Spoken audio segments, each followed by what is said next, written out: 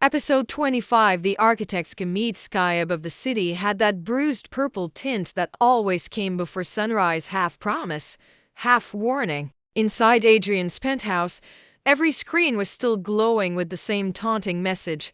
"Hello, Mr. Cross. We've been waiting." Maya rubbed her arms against the chill that crawled up her skin. "Do you ever get the feeling the universe is sending you texts from a stalker?" Adrian, still in the same wrinkled shirt from the night before, typed furiously on his laptop. "If the universe hacks my firewall, I'm suing. Add that to your to-do list," she said, right after stop almost getting shot in by more coffee. He gave a dry laugh but didn't look up. His fingers moved like a pianist trying to keep rhythm while the orchestra burned. "What are you doing?" she asked, pacing behind him, tracing the signal. "Can't you just block it?" He finally looked up. "You can't block the internet, Maya. Well, excuse me for trying to help. Maybe we can at least mute it." Before he could answer, his phone buzzed. A text from an unknown number flashed across the screen.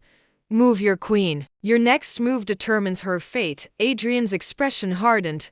Maya peeked over his shoulder. "Her fate? Okay. Creepy chess metaphors officially added to my list of deal breakers."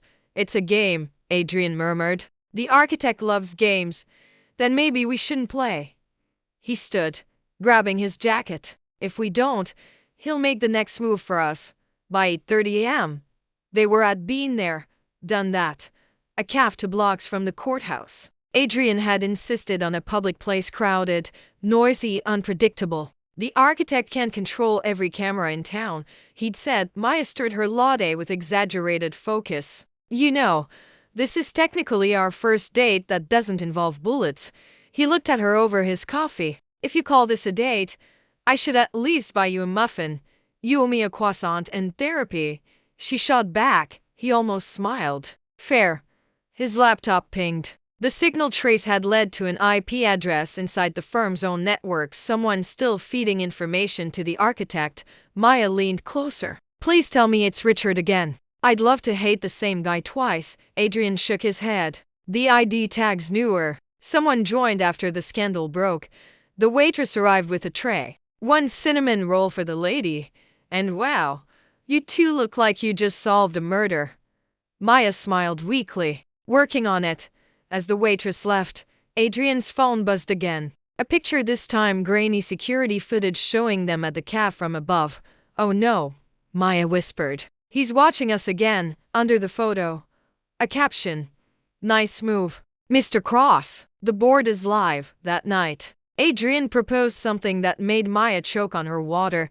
"You want us to pretend we broke up?" "Exactly," he said. "If the architect thinks we're divided, he'll drop his guard. He thrives on emotional leverage." She crossed her arms. "So I just storm out dramatically and stop texting you?" "You do dramatic very well." "Excuse you." He grinned. "It's a compliment. You're the most convincing chaos I've ever met."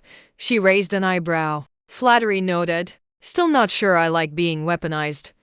"Just for a few days," he said. "We'll fake the fallout, keep communication offline, and see who inside the firm reacts." Maya sighed. "Fine, but when this is over, you're taking me on an actual date that doesn't involve surveillance equipment." "Deal." The next morning, the show began. Maya arrived at the firm's lobby wearing sunglasses the size of her confidence. Adrian followed 5 minutes later. They staged an argument near the elevators that could have earned them both Oscars. "You think you can control everything," she snapped loud enough for the receptionist to hear. "At least I try to keep you alive." He shot back. "Oh, don't do me any favors, Mr. Perfect Suit." Then she spun on her heel and stomped out. The receptionist's jaw dropped. Phones buzzed across the floor within seconds. The gossip mill was officially activated. Maya texted from around the corner. "How was my performance?" Adrian replied, 8/10. "Would have been 10 if you'd actually slapped me." Tempting. By afternoon, Adrian's inbox overflowed with concerned colleague emails. Simon's old allies were already probing for weakness. One name stood out. Natalie Roan, a new junior partner who'd risen fast to fast. He opened her message. "Heard about Maya. Rough day? Maybe we should talk about strategy. Dinner tonight?" He showed the screen to Maya later, grinning. Looks like our bait worked. She tilted her head. Please tell me I don't have to get jealous of a woman named Natalie. Only if you want to. Don't push your luck. Still, when he met Natalie at the rooftop bar that evening, Maya watched from a nearby table wearing a wig and pretending to read a menu upside down. Natalie smiled too easily. You always did prefer control, Adrian. I suppose losing your partner must sting. He sipped his drink. It's manageable, oh.